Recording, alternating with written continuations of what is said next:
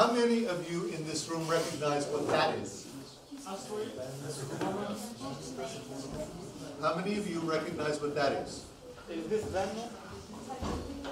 No, it's not that. Anybody? Okay, I have to ask you. But this is one of the most beautiful things that humanity has ever seen. It is the farthest object that human beings have ever visited. This is 1 billion miles. A billion is a milliard. I say billion. I say billion. Okay. This is 1 billion miles further away than Pluto. It's beyond Pluto. It's beyond Pluto. It is in something called the Kuiper Belt. I will show you the Kuiper Belt. When I get to the Kuiper Belt, I will say Kuiper Belt, and you will say, aha, I saw one. Okay? Except there are billions of these, and we have one picture. This is the one. Okay. So, what do we do? I need my iPad. I have no idea how this is going to go. Let's see. By the way, just Yes. don't touch the mouse, it's covered, and you Okay. can't use any. Yeah. Do not touch the big mouse. Yes, the big mouse. The big You can- mouse. You can touch the little mouse. The little mouse. Okay. Good. Okay, first of all, I want you to see this. This, not that. This. You touched the big mouse. En sol üstte doğru götürürsen. En sol üstte. Mikrofonu başka yere koyalım. Mikrofonu başka yere koyalım. Sesi iyi değil mi? Siz alabiliyorsunuz. Tamam, sıkıntı yok. Okay. Okay. So this lecture comes from a URL that you can, if you want to copy down. Somebody touched the big mouse. No sneezing. You should Not touch that. But I didn't touch it. Okay. Sol. Capacitance. Okay. So, teamviewer.com/Laird, that's my name. Astronomy, visualizations. I'm from the United States, so I spell visualizations with a Z, not an S. Okay? If you want this lecture, you go there, and everything on this lecture is here. Okay? So it will teach you. So if you have to leave early and you want to see some stuff, it's here. Not everything, of course, but here. Okay? So you write that down. I will come back to it. You want to write it down? I'll give you a chance to do that. What I'm going to do is I'm going to introduce 3 pieces of software. The first software I'm going to introduce is Part2View. Part2View is something that it teaches you how to download. You can download it. If you download it, you will learn how to fly through the universe from one end to the other. It's easier, but it takes some work. So if you want to do this, it will take you 2 days to learn to do this, at least, to be able to fly through the universe with Part2View, which will come up next. Are you finished writing? Everybody put your pencils down if you're finished. Okay. Now, so astronomy visualizations. We're going to look at Part2View. We're going to look at open space, and we're going to look at today we're going to look at trek.nasa.gov and one more thing. Okay. So what I want to do. So open space. You can download Part2View. You can download open space. Open space is. We will start with open space. Open space is in beta, which means that if you get it, you will be a piece of shit. Does the word shit mean everything to everybody in English? Okay, it's English. It's in French. It's merde. I don't know what it is in Turkish. Okay, it's not good. So But open space is early, and it will be wonderful. So you could start with it to see what it can do now, and then a year from now you can continue to learn with it, and it will be magical. It will do everything that I'm going to do today, and it's free for you. But I'm not going to use open space because it's also very hard to use. So what I'm going to do is I'm going to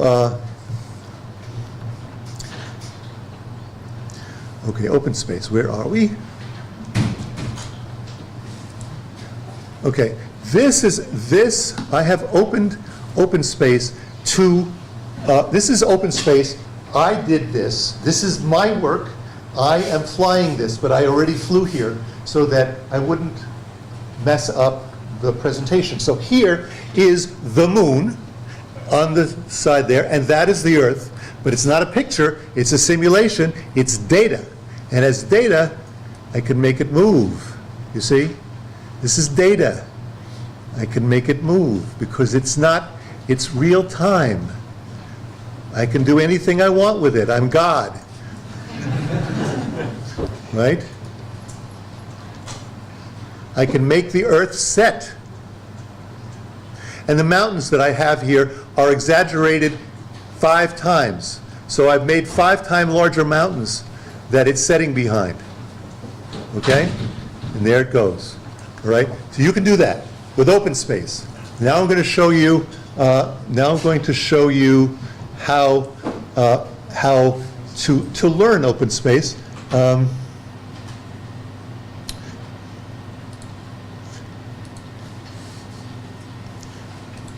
Okay, now if you go to open space, you will find this guy teaching a tutorial on how to use open space. And this guy he's got long hair, and he's got hippie beads, and he dresses funny, and who knows who he is. But he is the guy who's in charge of the biggest planetarium in the world, except outside of China. He's the one in charge of the planetarium in the United States, in New York City. This guy makes the planetarium work. So if he says something to you, you should pay attention. Okay, he's not just any guy. So what he's saying here is how to do what I just showed you I did. Okay, but he's going to tell you how he does it. We'll see.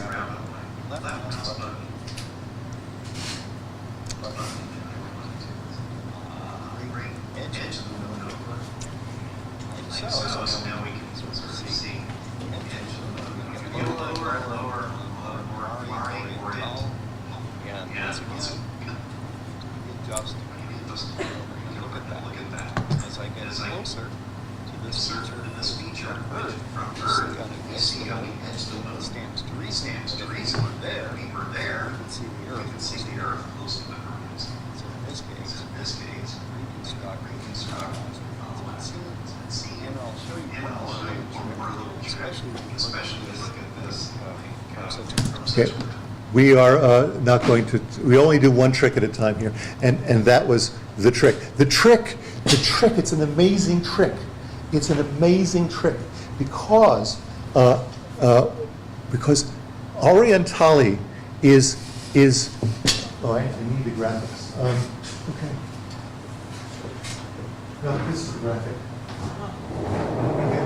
This is the moon, okay? And this is the front side of the moon. And that's all you get to see. You never get to see the back side, right? Just the front side. Orientali is here, okay? You can hardly see it from the Earth. It's just a sliver. You can see it. You can't see it. Okay.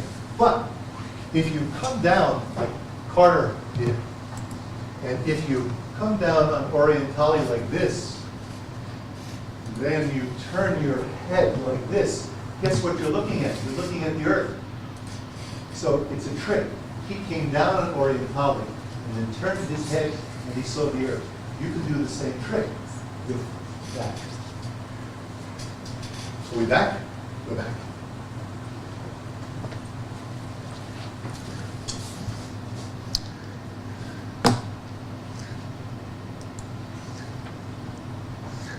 Okay. Okay, now, I will start Uniview. Now, Uniview is software that is not something that you can get. It is proprietary. The only people who could get this software, you can get this software because you're maybe an astronomy club. You maybe can get this software, but you can't get this software. Okay? And it's because it's expensive, and I got this as a gift, but I didn't get it as a gift because I walked in off the street. I got it as a gift because I begged for it. Okay? So they gave me this software, and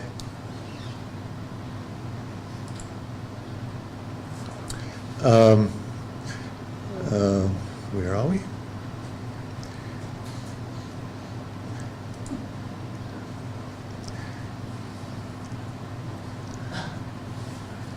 Now, Uniview is software that will take you from one end of the universe to the other. And it's beautiful because it does a lot of things for you, but you still have to make it do things. And if I was in a planetarium and I was doing a planetarium show, I would have the console here and the screen there, and you wouldn't see the man behind the green curtain.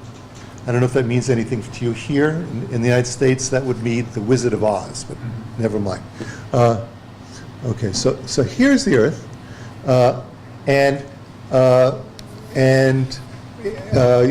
we can move it around, right? And the weather on the Earth is from yesterday, actually. I needed the internet because the data that's on the screen comes from a server somewhere which is telling me what the weather is.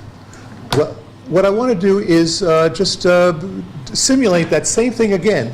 I'm going to go to the moon, and I'm going to tell it to set the moon as a target. Somewhere out there is the moon.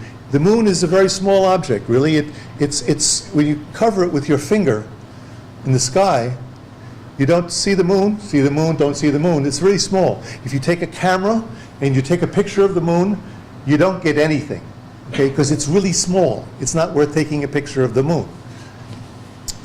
Well, I'm going to now go to the moon.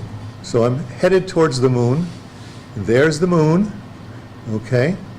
And I think I'm going to turn the moon a little bit, see if I can find Orientali. There's Orientali. There's our Orient. See, if the moon looked like that, just 1/4 turn, if the moon looked like that to all humanity, imagine what we would think if there was an eye looking down on us from the moon, because it would look like an eye. All right? That's the way the moon looks if you go 1/4 of the way around. Let's go down like Carter did. We'll go down again, looking down on as getting close to the surface as we can. With open space, you can do a better job. This is not as good as open space. And now what we do is I click on the Earth. I tell it to set the Earth as a target, and it finds the Earth. There's the Earth. Look at it. Now I tell the moon to become the target again. Set as target. And now I can fly there. And having flown there, I can cause the sunset of the Earth. It's not moving fast enough, but come on, go. Oh, and one thing more that makes it kind of interesting. See how small the Earth is? It's really quite small. So what I want to do is I want to change the property of the Earth, because the Earth's not big enough for me. I like it bigger. So not that big. So that's better, right? Bigger Earth, right? And okay, I won't worry about setting the sun on it. We'll just leave it at that. So you can do that, not with Uniview, but you can do that with open space. And you can do it now. And it will only take you a day to learn how to do what I just did. Okay? So if you want to impress your friends, hopefully I impressed you. Did I impress you? Did I impress you with this? Okay. That's the intention. Okay. So we will now set the Earth as a target again, and we're going to fly away. Okay. So as we do that, that's the moon in the orbit around the Earth, and then automatically comes in the Earth's orbit, and the inner orbits. And look, what we have here, beyond the orbit of, so this is, you know what? You're not seeing you're not seeing my mouse.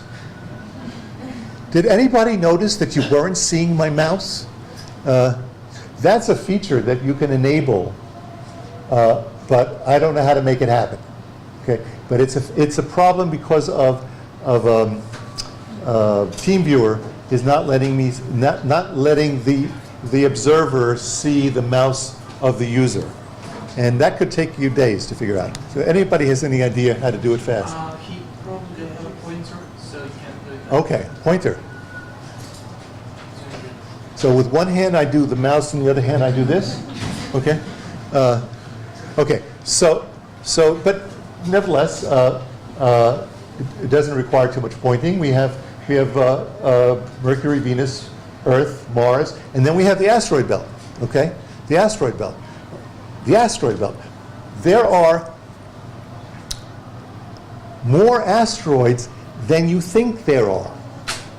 There are more asteroids than you even could imagine there are. Let me show you just a little bit of what that's like. You see, there are some asteroids that are near the Earth. This is just a small subset. This is just a small. You think that we're safe from asteroids. We're nowhere near safe from asteroids. They're whizzing by us all the time. Space is big. Asteroids are little. They don't. The little ones hit us all the time.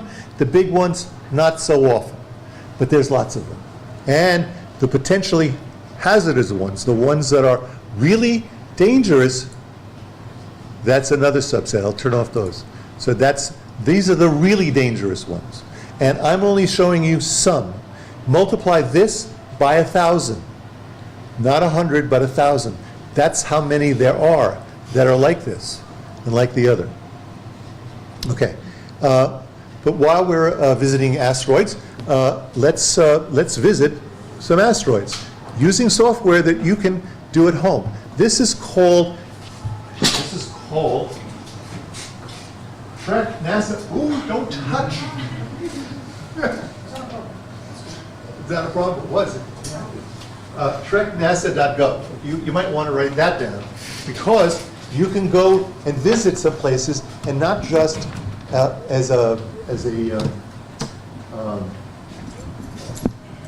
not just as a a pointer. And your mouse, Why didn't I think of that? we can see your mouse. Can we You see see it the mouse? in the screen? Gözüküyor. Görünüyor değil mi mouse? This mouse doesn't move. Doesn't move. Bu gözükmüyor. Gözükmüyor mu? I've had that problem before. You can't solve it. At least I didn't. O gözüküyor.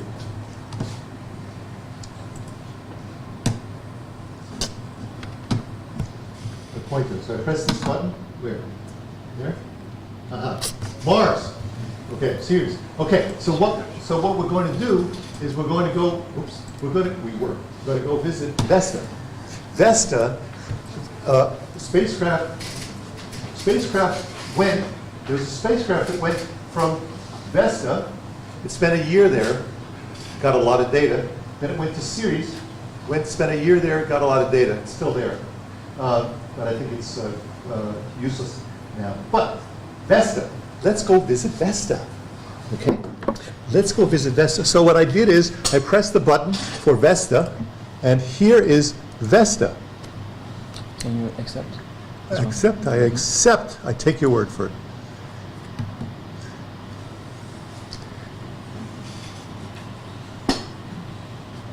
following program is brought to you by... Okay, look. Vesta looks like a picture. It's not a picture. It's not a picture. It's not a picture. It's not a picture. And it's not round. It's not round. Why isn't it round? It's not round because... Their problem. Oops. Just when I was telling the story.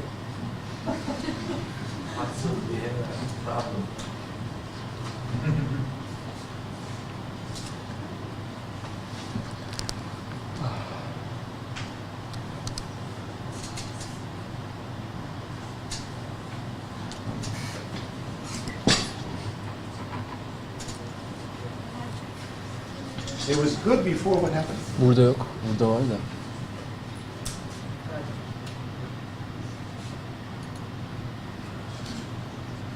Okie dokie. Do I have a cursor? Is that, we don't have a cursor. Okay, let's not worry about the cursor. Look, so Vesta is not round. You don't get round unless you get to be big. Vesta's not big enough to be round. So it, you know, does the best that it can. But to prove to you that this isn't just anything, I can do something that I love. See over here, it says terrain exaggeration. I can change the terrain exaggeration so that Vesta has the height 3 times that it should be. And you can see, look at that. And if you want to get a prize, you know, Ph.D. in physics and astronomy, figure out why those grooves are there. You see those grooves? Oh.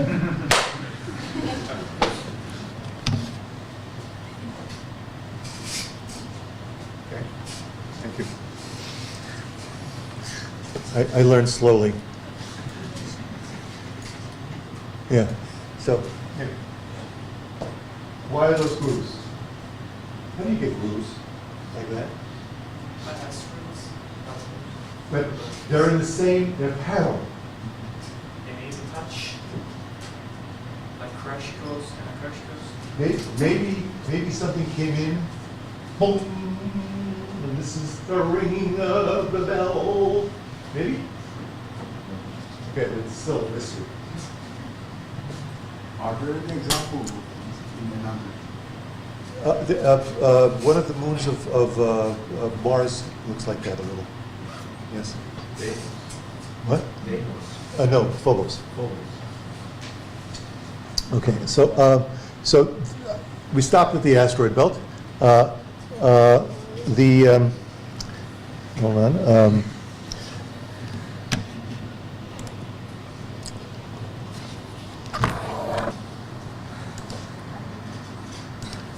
Okay. Excuse me. Yeah.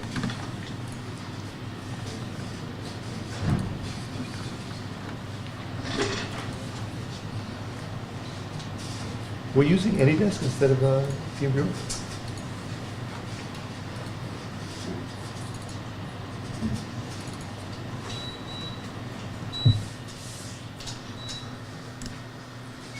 Why did we change from Teamviewer? We don't like Teamviewer? Yeah, actually, AnyDesk is better than the Teamviewer. Okay, So okay. we are using this one. Okay.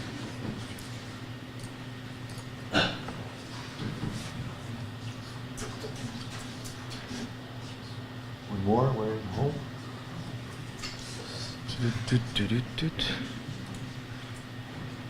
No.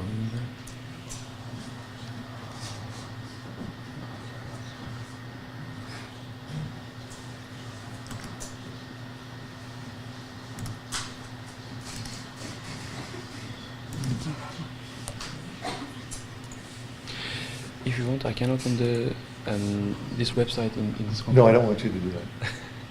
I have other things to do. And it's not a website, it's a website. Oh, okay, we had it for a second. Okay, good. It's, okay, it's good. Good. Okay. I wanted to show you Trek does the moon. It does the moon. The moon is good because you recognize the moon and you've been there before in your dreams. So we can go visit the moon. And this is a crater called Copernicus right here. So it looks like a normal crater, but what I've done is I've changed the scale again. So although I'm zooming in on it, the crater is not going to look normal. I've changed the scale. So just for fun.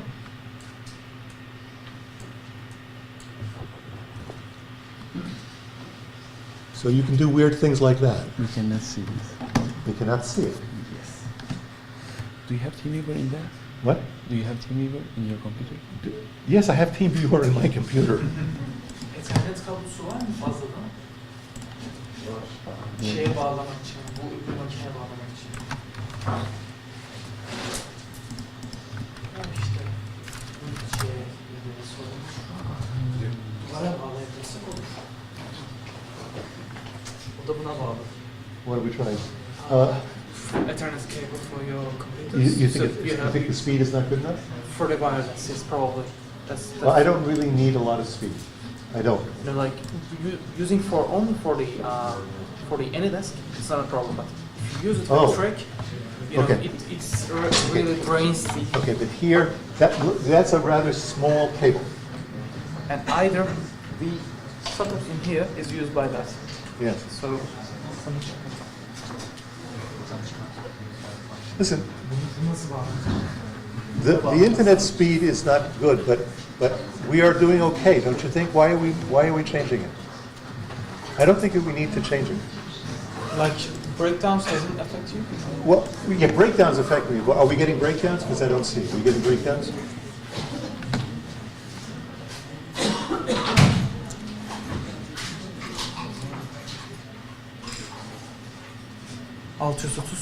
Ben söyleyeyim 630 880 939 Çalışmıyor. Süper. Şimdi geldi. So, soon we will be going out into the universe. And as we go out into the universe, YFS 903. This is a light year. This is 10 light years. This is 100 light years. And 1,000 light years. And so on. So that we can get to the end of the universe pretty quickly. Tamam. So it looks okay, but it doesn't really give you an idea of how big the universe is. Nothing can give you that idea.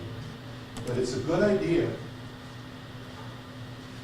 to try to get the idea.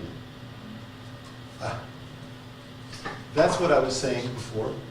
We have, did you see the crater? It was weird looking, okay?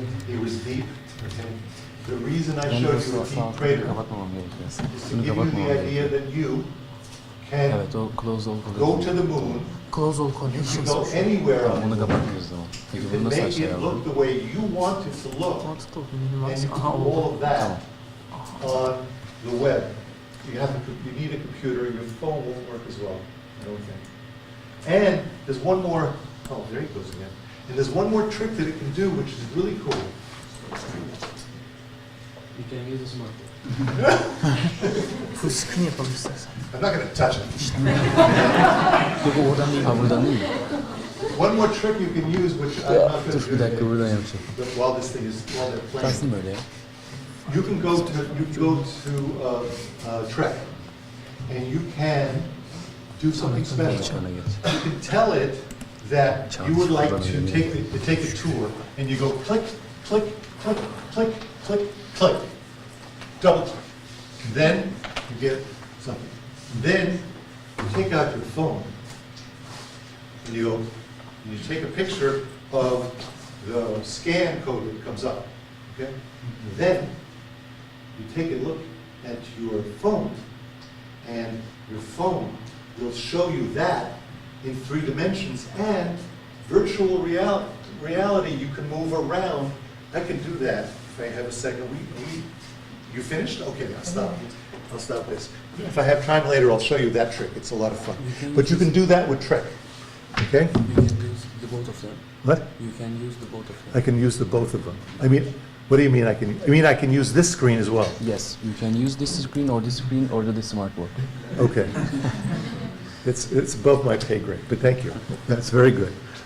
That's very impressive. I can go back and forth. Okay, so but look at this crater. It's beautiful. This is Copernicus, and as I said, the terrain exaggeration is here. You see? Nope. Give me the where's the thingy? Right here. Terrain exaggeration 20. Okay. So I made it fun for you to look at. But you can do anything. You can go anywhere on the moon. You can really fly across the moon. The software gives you the ability to put a dot there, a dot there, a dot there, a dot there, and press go, and then you literally fly. And while you're flying, you have your heads-up display on, and you go like this. And you can literally fly over the moon, or Vesta, or Ceres, and you can, Mars, you can do that. I have Mars. This is Mars, okay? At Mars, we have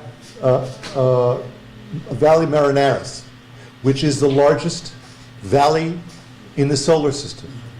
It is larger than the Grand Canyon in the United States, which, by the way, is a very good place to go, because it's actually as good as they say it is. This is better, but I'm not sure if it's really better, because I don't know if you're standing here, you can see there, I don't know. But nevertheless, you can make it better because you can change the exaggeration. So I'll change the exaggeration. And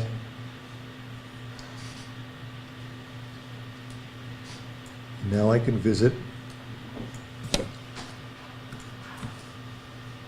I can literally visit the Grand Canyon on Mars. And so can you, because it's right there at trek.nasa.gov.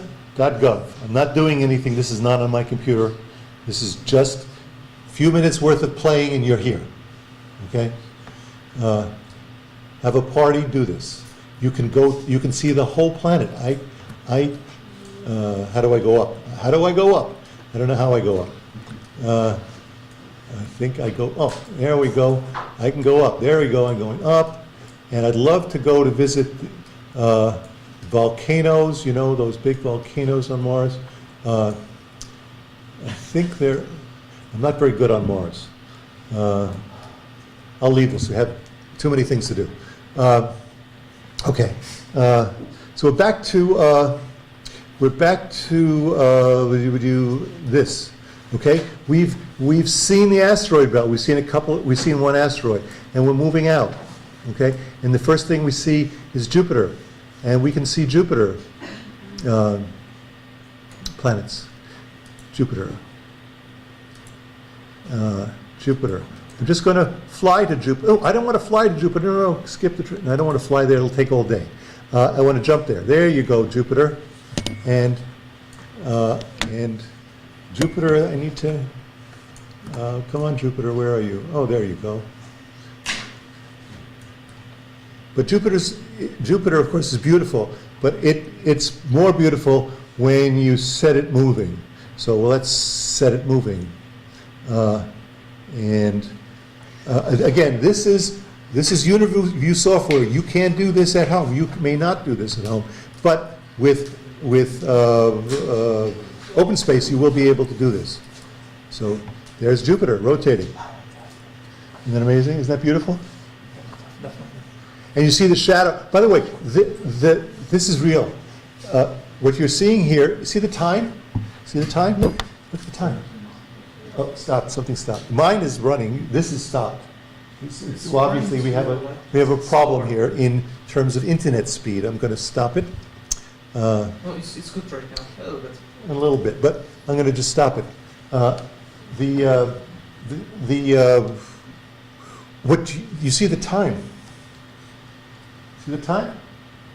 That's today. So what they're showing, this isn't an actual picture of Jupiter from today, because they don't, that's magic.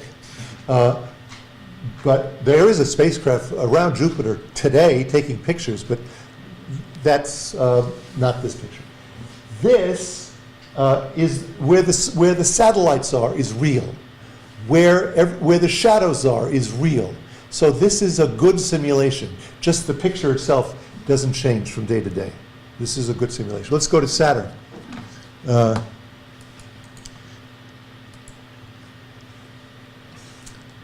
Look at Saturn. Oh, beautiful. Look at that. Look at that. Is that impressive? Wow. And because Saturn has moons, you don't see them in this picture yet, but what I'm going to do is I'm going to speed up time again. First of all, I'm going to pull out. And as I pull out, you see there's moons. There's lots of moons. There's like 50 or 60 moons. Saturn has more moons than anybody, I think, maybe even more than Jupiter. And if I just speed it up a little bit, time-wise,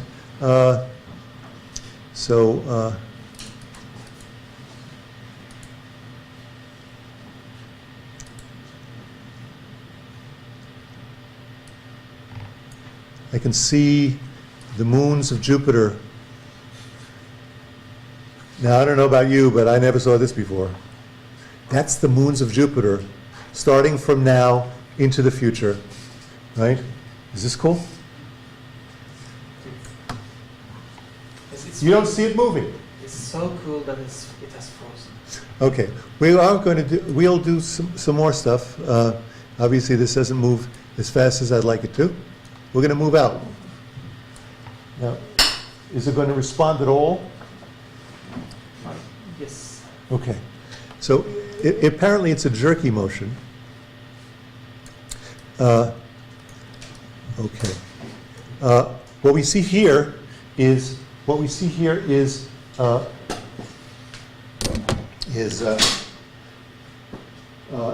that's the orbit of Pluto. That's the orbit of Eris. Eris is another dwarf planet like Pluto, bigger, more massive than Pluto, not bigger, but more massive. And so there's two dwarf planets you see in this picture, and you see this. This is the Kuiper Belt. We saw one of the things in the Kuiper Belt when I began. The first picture that's one of these. It's one of these. That's what we saw, one of these. There are millions and billions of these. We saw one.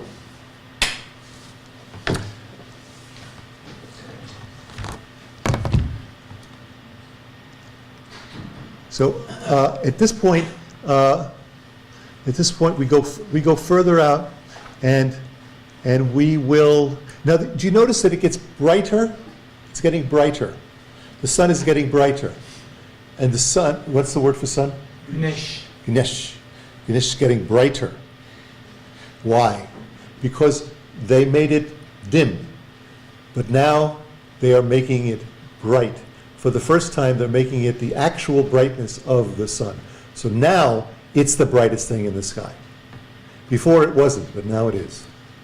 And so we come back, and then finally go back until we reach, what is that? This is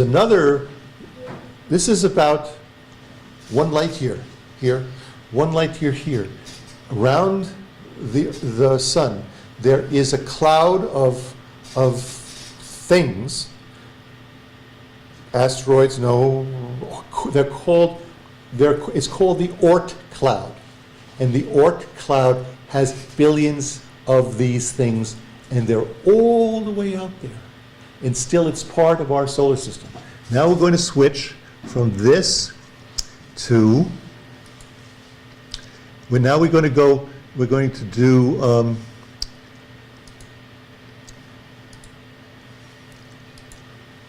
This now is part of you, okay? Part of you is free.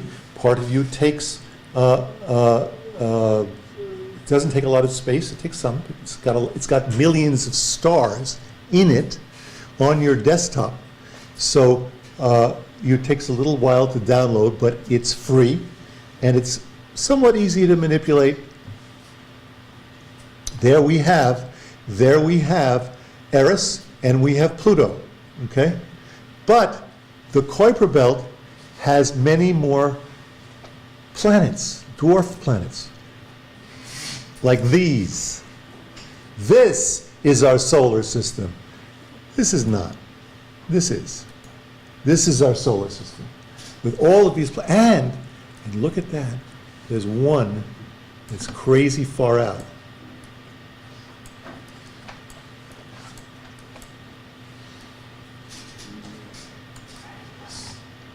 Look at that one. That one is called Sedna, and that one is what people say is evidence for a new planet that they did not find yet. Evidence for Planet 9. That is Sedna, evidence for Planet 9. There are 2 more Sednas out there that I do not have here that also show that there's a Planet 9 out there somewhere. We haven't seen it. You should see,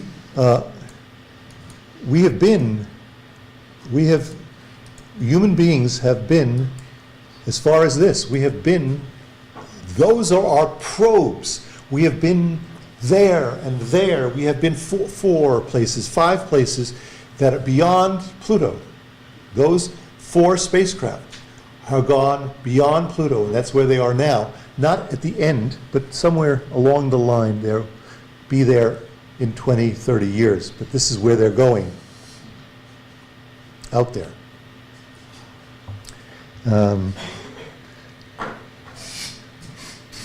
Look at this. I showed you the Oort cloud.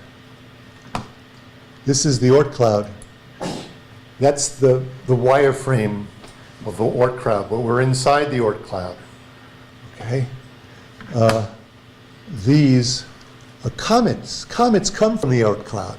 They come all the way from the Oort cloud. That's how we know they're there, because there are comets coming from far away. Here's 40 of them. There's 40 of them. These are 40 comets that have come in from the Oort cloud. You can see, there's the Oort cloud. That's the wireframe of the Oort cloud. And those are where comets, real comets, not just any comet, but 40 comets that I took and put into this computer, because they let you put more data into this. So I put more data into this. So this is comets that do not come with part of you. Okay, now, so we're, the next thing to do is, okay.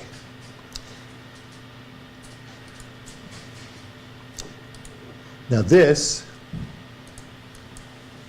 is our solar system again. Except this time, what we're interested in doing, this is the time when you will see, you will get an idea of how empty space is. This is my best shot, my best idea of how to show you how empty space is. So, I have turned off all the stars in the sky. And the only stars that I have on,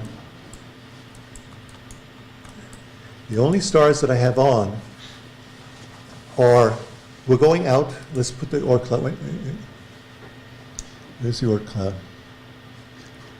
There's the Oort cloud, we have to go, the Oort cloud is only a light year, the Oort cloud is a light year in diameter, so I'm making the Oort cloud surrounding our solar system so we can see it better, okay? Because otherwise we would lose it. So now we're out there. And what we need now is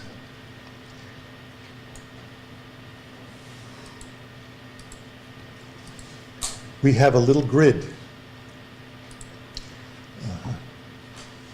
We have a grid, and this grid is 10 light years. So we can go out, there's 10 light years. This is 10 light, and look, there's Proxima Centauri. You see Proxima? Oh, you don't, because it's not moving. But there it is, it's Proxima. By the way, the fact that this doesn't move makes it not work for me. You need to see this move in order to get what I'm trying to make you see. If you just see it like that, it's moving on my screen. I need you to see it move. Is it moving? Just a little. But then it stops. But let's go further out. And what I'll do now is I'll show you all the stars within 20 light years.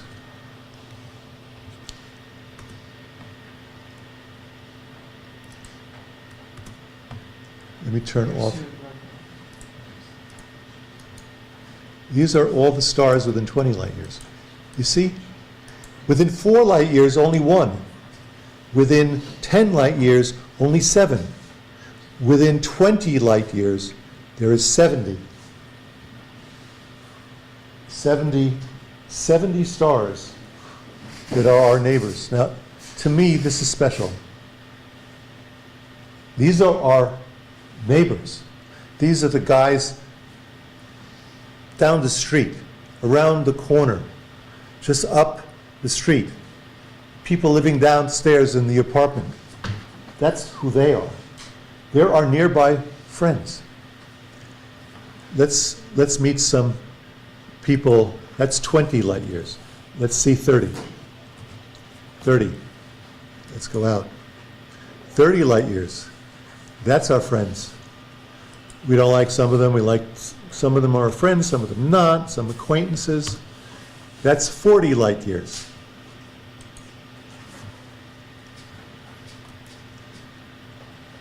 And 50. Did that work? Okay, now, what I want to do now is I want to draw a thing around it.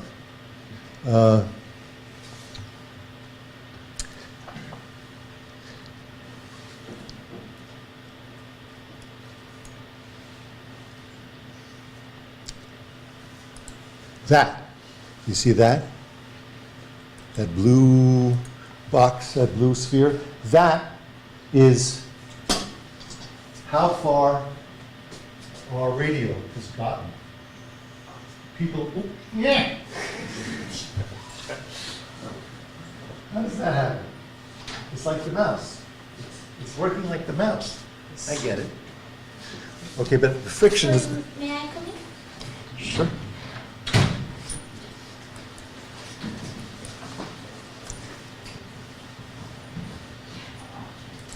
So that's how far light has gotten from the Earth to the edge of that sphere. That's where they are listening to our radio programs and listening and watching our television. The aliens are out there listening to our radio and television. This is actually, this sphere should be a little bigger because it's an old sphere, but that's the idea. They are listening to us inside that sphere. Outside, they don't listen to us because they haven't heard us yet. But where are they? They are here. That's where they are. These are stars with exoplanets. These exoplanets are 8 years old. This picture of exoplanets is 8 years old. So this is just what we knew 8 years ago. Nevertheless, when you get the software and you download it, you'll get these whatever. We're going to go further out. We're going to see light year 100. We're going to see out stars to 100 light years. I'm going to turn off the exoplanets. Okay, that's 100 light years. And now I'll do 500 light years. You getting the idea that space is big?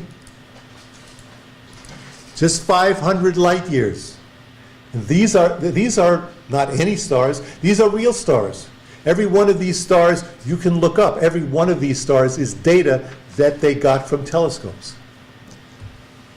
What about 1,000 light years?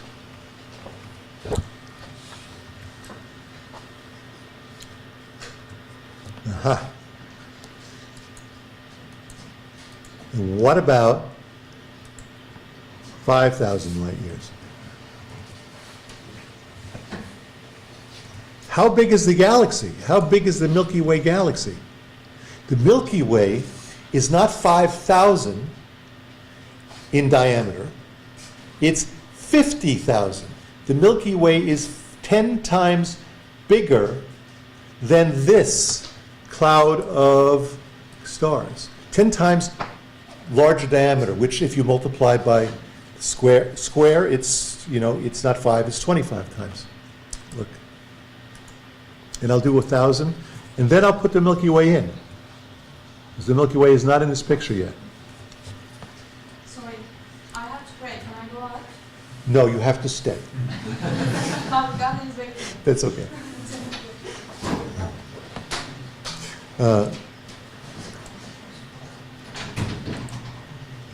So here's that picture. Here now, I have 3 pictures. A part of view is hard to use, so I needed to make it 3 different times, 3 different examples. And now this is the one with 10,000 light years. And now I pull out, and now you can see 10,000 light years in our Milky Way galaxy. You see how small that is? You see how small that is? 10,000 light years. You saw 1,000,000 stars, and yet it looks like nothing in the Milky Way galaxy. Okay, now we go back to UniView.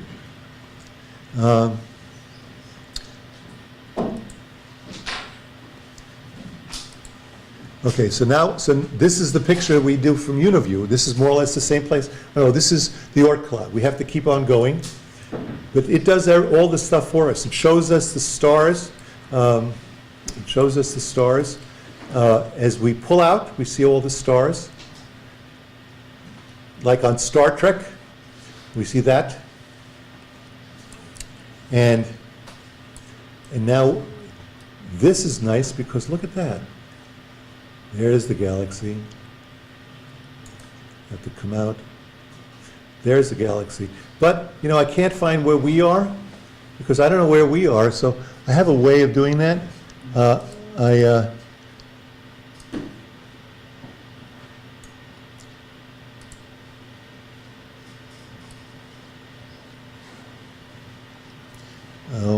Where's the way of doing it?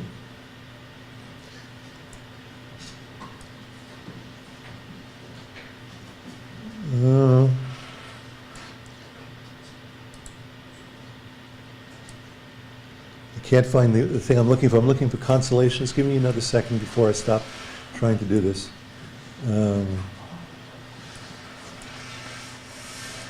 Okay, I'll give up trying to find where we are. Okay, this is the Milky Way galaxy. We're somewhere in there. That's us. We're there somewhere. But that we're not alone. This is only one galaxy. There are others. Let's look at the local group of galaxies. The local group of galaxies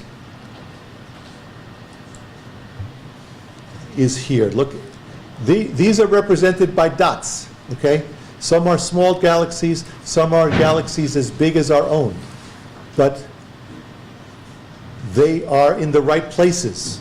So look, this is what they call the local group. That means our neighbors. It means what's close to us. This is insane. This is local?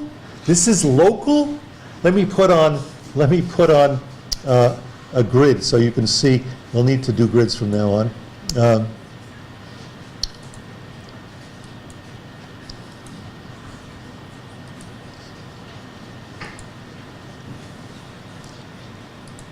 Okay, so look, local here, we're talking about 1,000,000 light years. 1,000,000 light years, that's local. In fact, some of these are further away than 1,000,000 light years, it's still local. Local is 1,000,000 light years. That's insane. Local. Our neighbors. These are the guys of course, you realize that if there was life on other planets, there could be planets in these galaxies. And we would never, never know it because they're too far away. Even radio we would not hear the radio. We could not see the laser beams. They're too far away. We'll see that if that ever changes. And now what we do is I turn off the local. The lecture is coming to an end, by the way. And we turn on the Tully galaxies. These are no longer local. These are the galactic neighborhood, something like 10 million light years away. Clusters of galaxies. Clusters of galaxies. This might be 2,000 galaxies right here in the Virgo cluster of galaxies.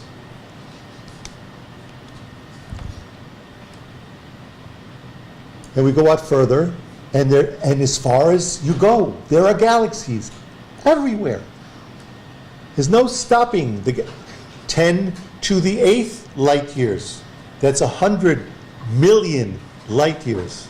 And still, galaxies. That doesn't change. What it does change is that at some point, this data set that I'm using isn't good anymore, and I change and I use this one. And this one is another data set done by a different person, and he has more galaxies. So, and then finally, okay, so although we should talk about this forever, we aren't going to talk about it. We are not going to talk about it at all. We're just going to go further out. We're going to turn off 2mass, and we're going to turn off Tully. And all we have left is, what is this? What is this? This is the rest of the universe. And look what it's not, it's bunchy. It's clumpy. It's got, I'm not going to touch it. What? It got sleep. Yes, no. Okay. See? The universe at far distances, when you look at large amounts of the universe, it has a shape. We call this a filament, very narrow filament. And they call this a void. That means something where there is nothing. So filaments and voids make up the large-scale universe. It's made up of filaments and voids. The universe had time to do this. It took, the universe was 14 billion years old in the Arctic. 14 billion years old. This is only, it's just about 1 billion. So this, what you're seeing here, is just 1 billion years ago. Just 1 billion years ago. The universe is 14 billion years, so this is very new. Even though it's 1 billion years ago, the universe has had 13 billion years to make this shape. It made this in 13 billion years, and then we see it 1 billion years later. But if we can go further out, we can go further out than this, and further back in time. And by the way, notice that this thing has a hole in it, right there. This is where the Milky Way is. You can't see through the Milky Way, you have to look above and below it. So that's why it looks like a butterfly. So we go further out, and as we go further out, it changes color because we have different budget, different money, different survey. But when we go even further out, we see something else. These are not, they don't even call them galaxies. They call these quasars. You notice, there is no structure. There is no voids. There are no filaments. Because it's much further back in time. The voids and filaments didn't happen yet back here. So this is far back in time and far away in space. 10 and further, even look at that. And we're approaching the end, or the beginning, of the universe. The end of the universe, the beginning of time. These are the quasars.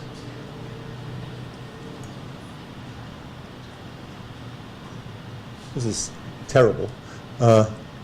It's much better for up here, by the way. And this,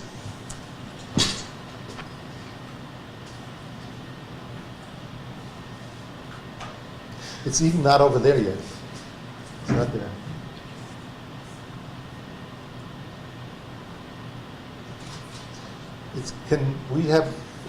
Could you blow on this, please?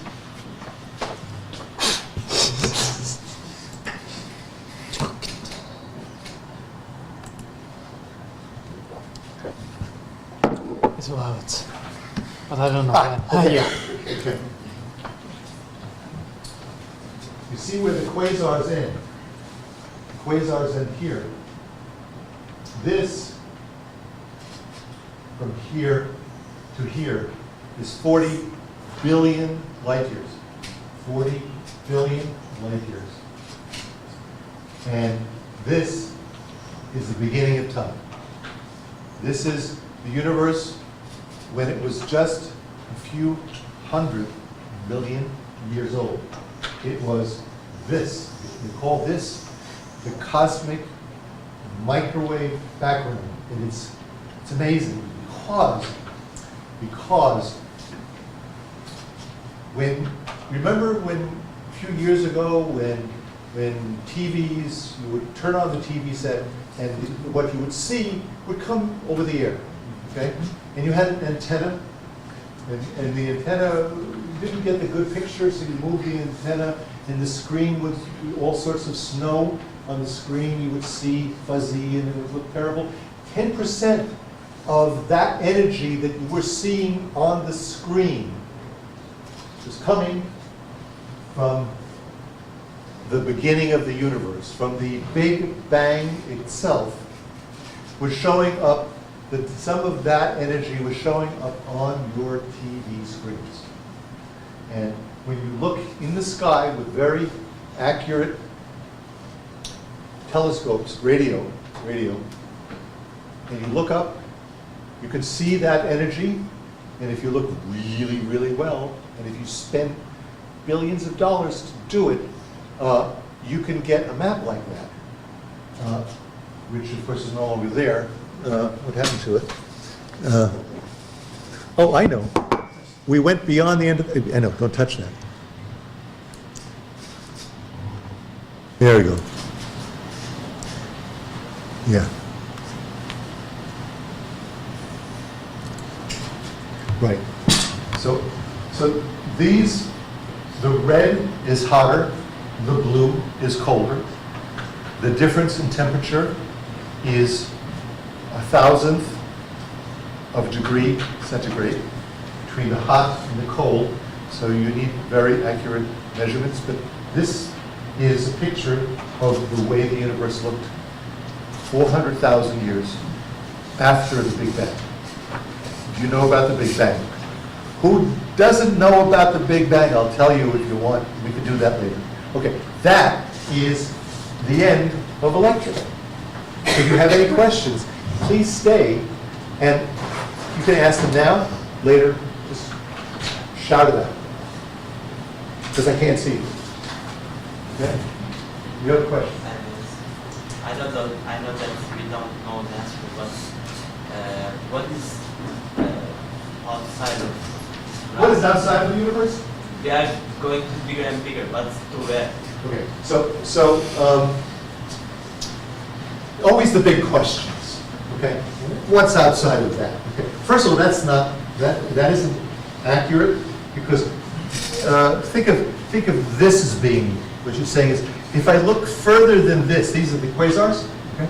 If I look further than the quasars, okay, will I see more quasars, or will I see, did you see a movie called The Truman Show? The Truman Show. Yeah. Okay? It's just like that. At some point, there's a wall, and then you can walk through the door to the next universe. Or not. Who knows? Okay? So really, that is a big question. It is the way you can say the question differently. Is this the only universe, or are there multiple universes? That's the better question. And when you ask that question, then you get a real, honest to goodness, we don't know. Okay? So we don't know. So we have a lot of reasons why we think that there are multiple universes, because otherwise we would see most people that I know are atheists, and if you are atheist, then you have two choices. God made this perfect world, amazing perfect world, just for us, or there are other ones that are mistakes. Okay, and we live in the one that isn't a mistake. Okay, so there's multiple mistakes out there, and we live in the good one. That is better if you are talking. If you do not believe in God, and you need a way to understand this universe without invoking God, because it's very hard.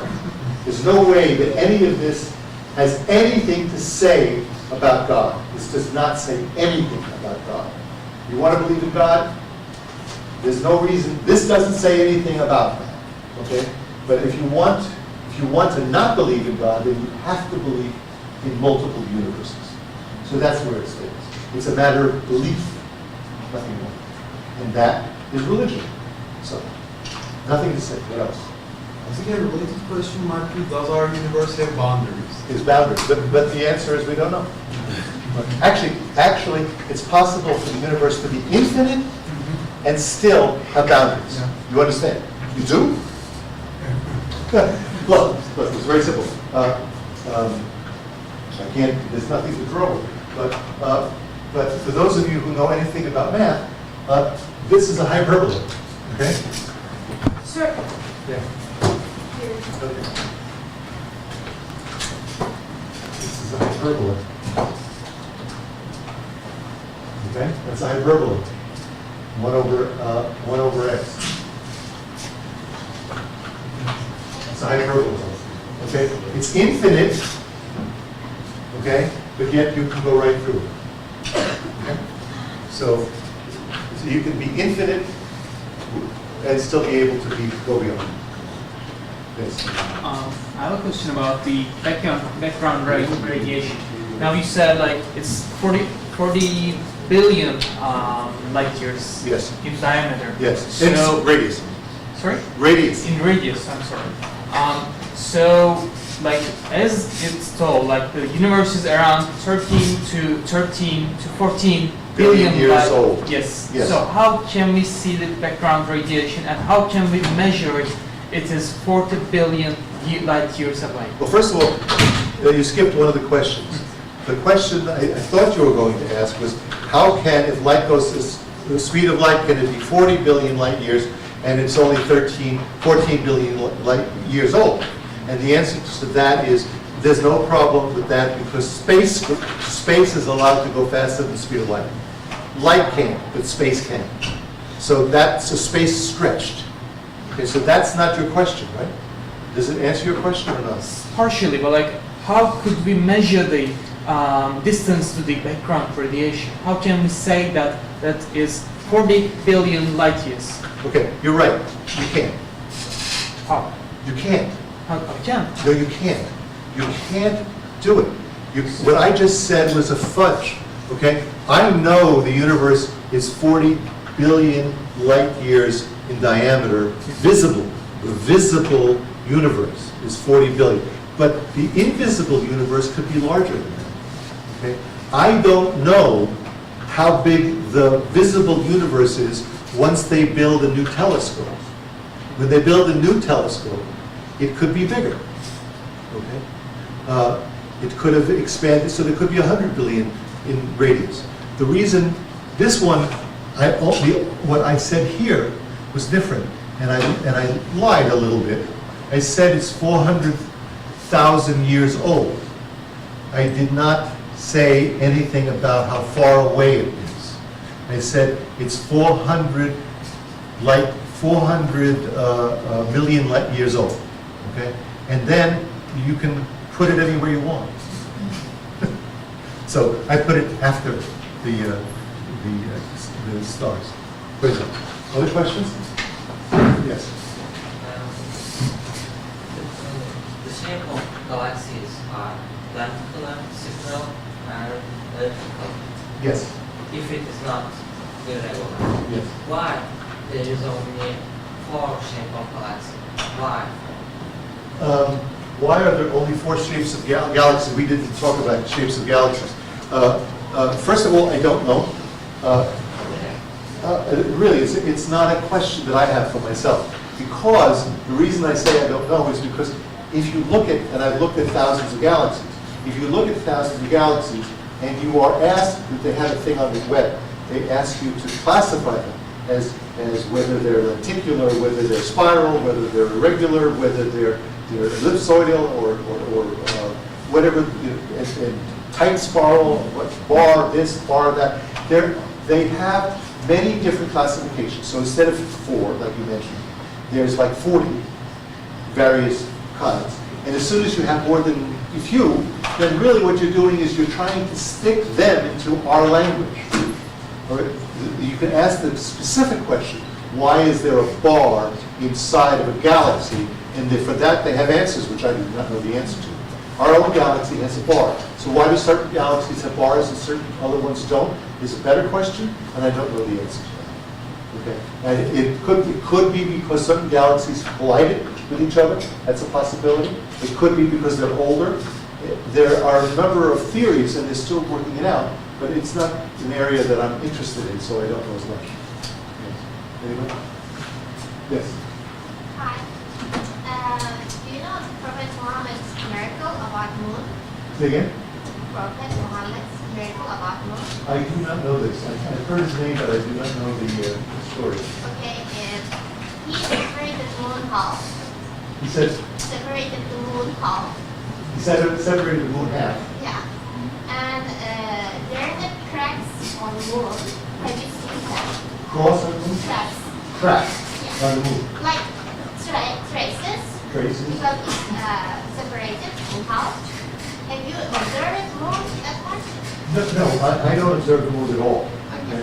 I don't look up. Never. Why? Because I look down. I have a simulation. Did you not notice?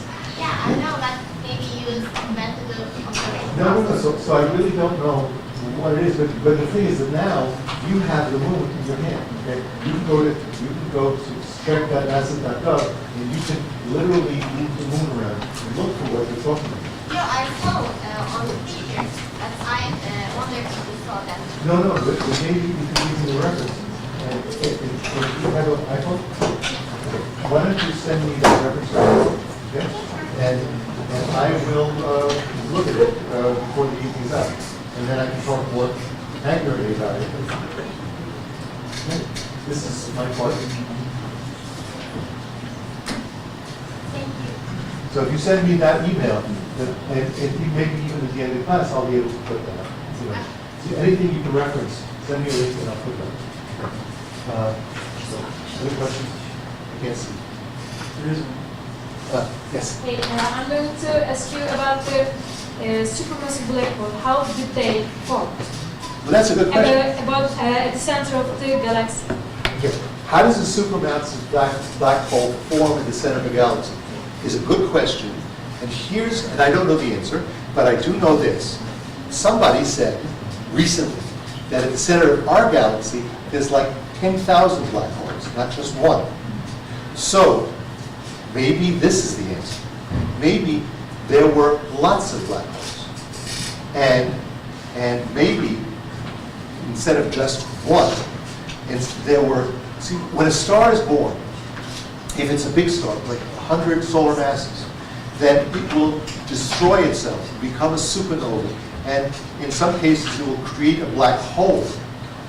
And when the universe was young, many stars were much too big to survive, so they created black holes. It is possible that the universe created so many black holes at the beginning of the universe, and for the last 14 billion years, these black holes have been merging, converging, converging, and it's getting bigger and bigger and bigger. So that is my answer to it. I don't know if it's the right answer, but I think it's close to the right answer. And it is a good question because it's a question that people have been asking for a very long time, and they don't have the answer.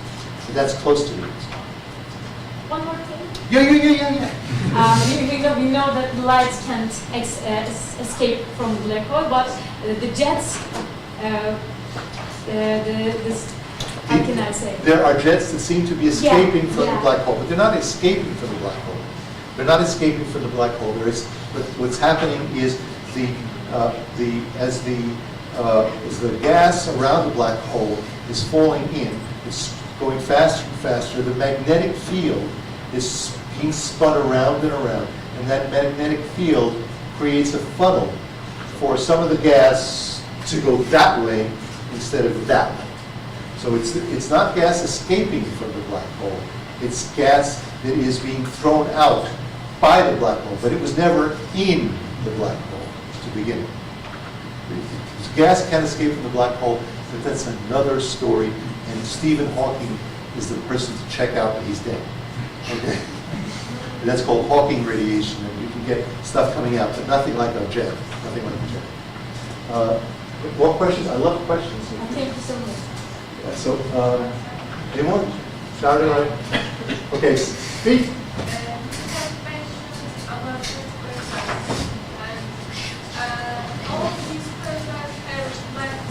Yes, that's what we do.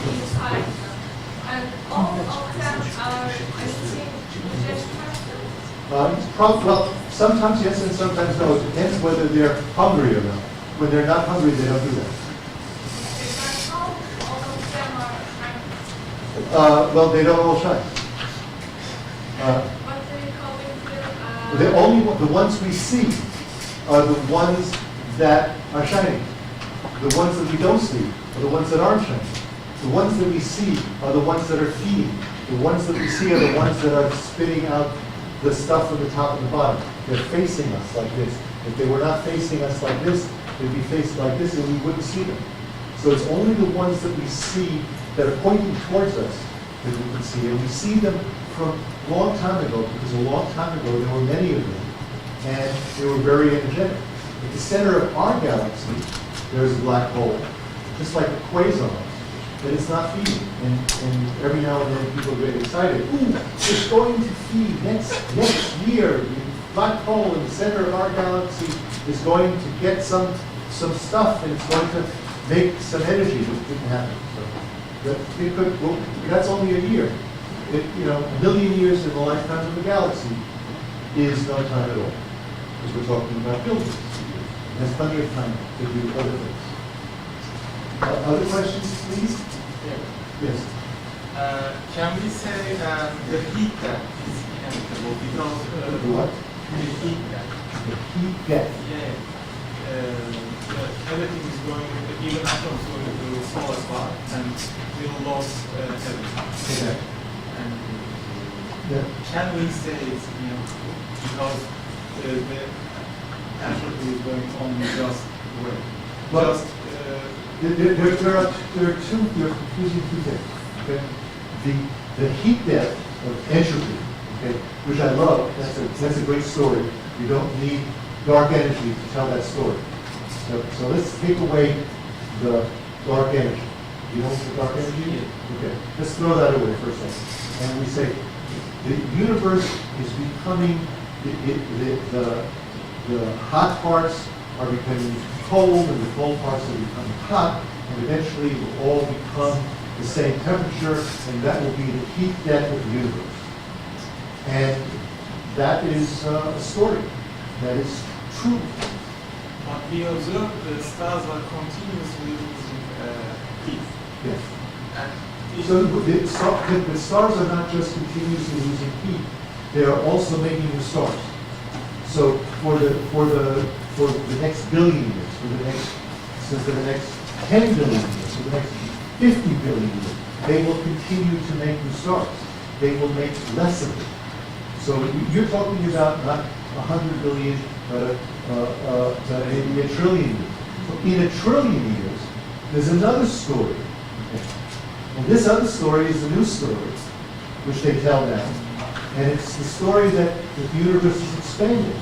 So although you want to tell the story about the heat death of the universe, there's also another story that the universe is expanding faster and faster.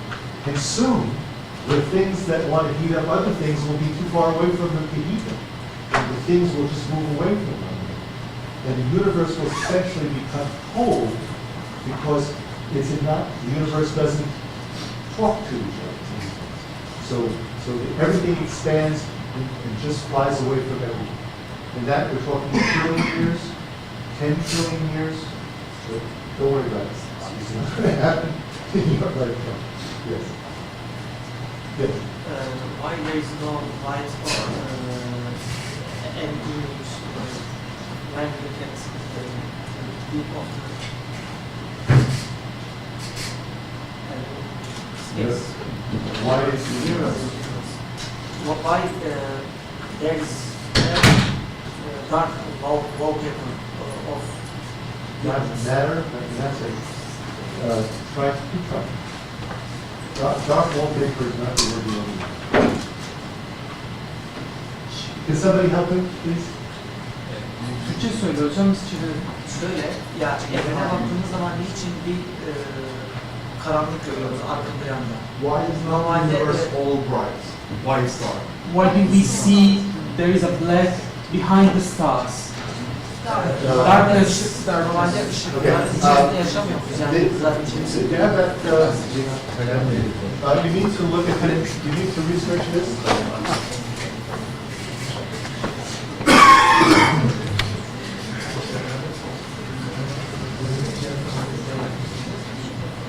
This is the answer to your question, why the universe is not bright.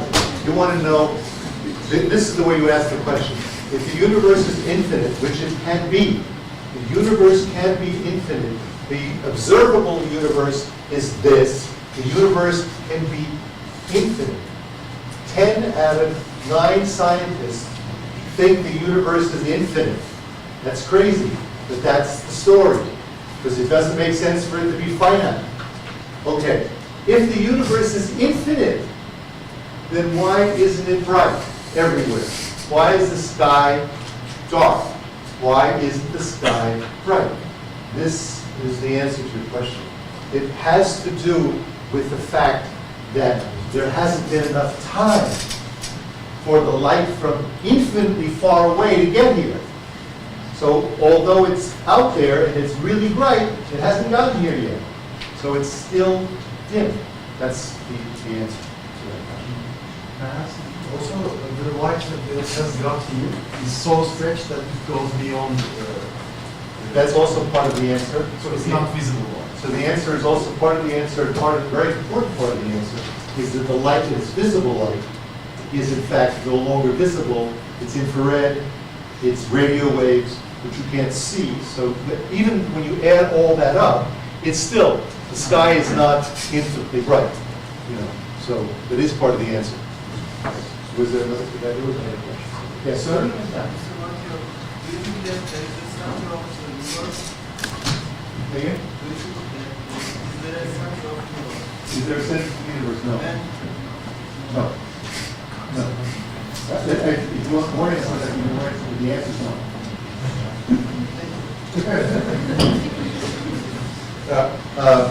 But yes, no. It looks like okay, like we are the center of the universe, because everything is flying away from us. That's going that way, that's going that way, that's going that way, and that's going that way. So clearly, we are the center of the universe. But everybody else thinks the same thing. Okay? Wherever they are, over there, and over there, and over there, they're experiencing the same thing. Because the universe is expanding uniformly in all directions. So there's no place that is, in fact, the center. People explain it like a bread that is in the oven with raisins in it. And as the bread rises, all the raisins move away from one another. There's no raisin that's the center of the loaf of bread. You have to imagine a very large loaf of bread. There's no raisin in the center necessarily. You have an infinitely large loaf of bread.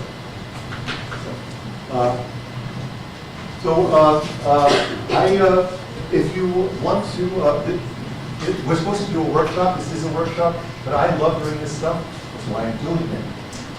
So if you want to hang around afterwards and ask more questions, because you have more questions, then please you may do that. And otherwise, I thank you very much. I appreciate your attention, and I appreciate your patience with that. And I appreciate that only one person left. You didn't leave. Yeah, I can. We know that you are coming from a different background, electrical engineering and Yes. How do you know that? I'm just if I want to know if there is any memory with you and Carl Sagan that made you.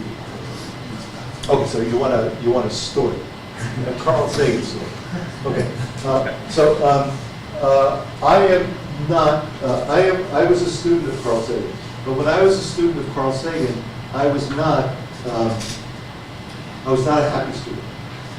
I was a very unhappy student. I had my girlfriend broke up with me. I was extremely depressed, and so the last 2 years of my Ph.D. thesis, I was not really working on my Ph.D. I was really working on my relationship with my girlfriend, and I would go into Carl Sagan's office, and instead of talking about my thesis, I would talk about my girlfriend. and he would give me an hour, and I would talk about my girlfriend. And then he said, "And how's it coming?" And I said, "Oh, it's coming fine," because I had somebody else who was helping me also. So that was that. What Carl Sagan did was he was very kind to people who were crazy. He surrounded himself by crazy people, and by crazy I mean very smart crazy.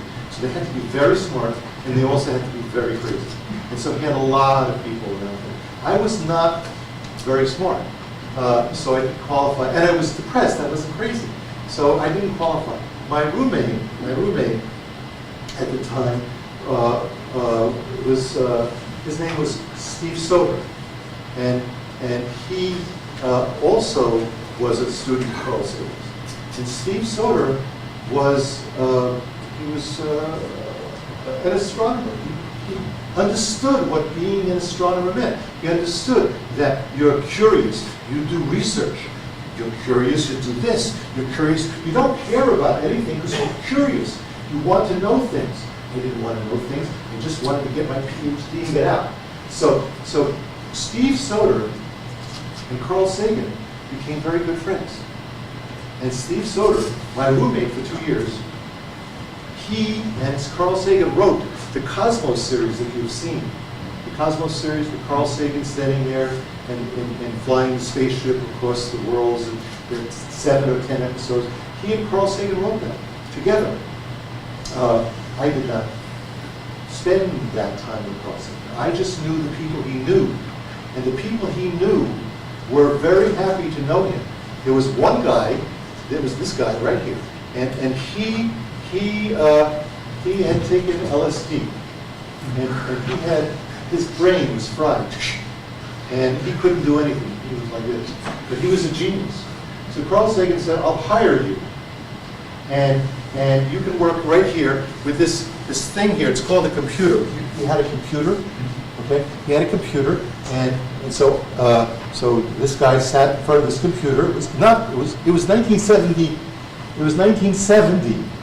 Nobody had a computer in 1970. Carl Sagan had it was really a pocket calculator on a desktop. And so this guy works on that, and eventually he stopped having the LSD problem, and he started to work. And Carl Sagan helped him get a Ph.D. in chemistry, only because he found somebody who was a genius and helped him survive. Carl Sagan was a very, very nice person, nicer than anybody who I've ever seen who was famous. He was gentle to people, and even people who were idiots. When I meet an idiot, I treat them like an idiot. When Carl Sagan meets an idiot, he treats them nicely. He's gentle with them. He was an amazing person. So I aspired to be like him, but I could never be like him because I'm just not good enough. Anyway, so he is my hero, absolutely my hero. You know, and I love all the things he's done. And that is the reason that in fact, I did not do astronomy for 35 years. I never worked in a university because I never wanted to be anybody but Carl Sagan. So the reason that I'm here today is because I have an audience that will listen to me, tell you about astronomy. And I've been doing this for 10 years after I finished all my work in computers. So this is, you could call this a hobby. This is a hobby of mine, except that I have a Ph.D. in astronomy, so I'm qualified in some level. And I've been teaching for 15 years, so it's still a hobby. So I thank you all for your attention. I appreciate it. I appreciate it more than you do. Thank you.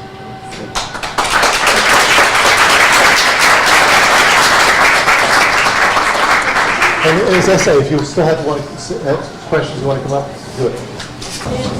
Sorry for the I have to figure out what Nasıl? you think it's my problem or your problem? You think that I found there were different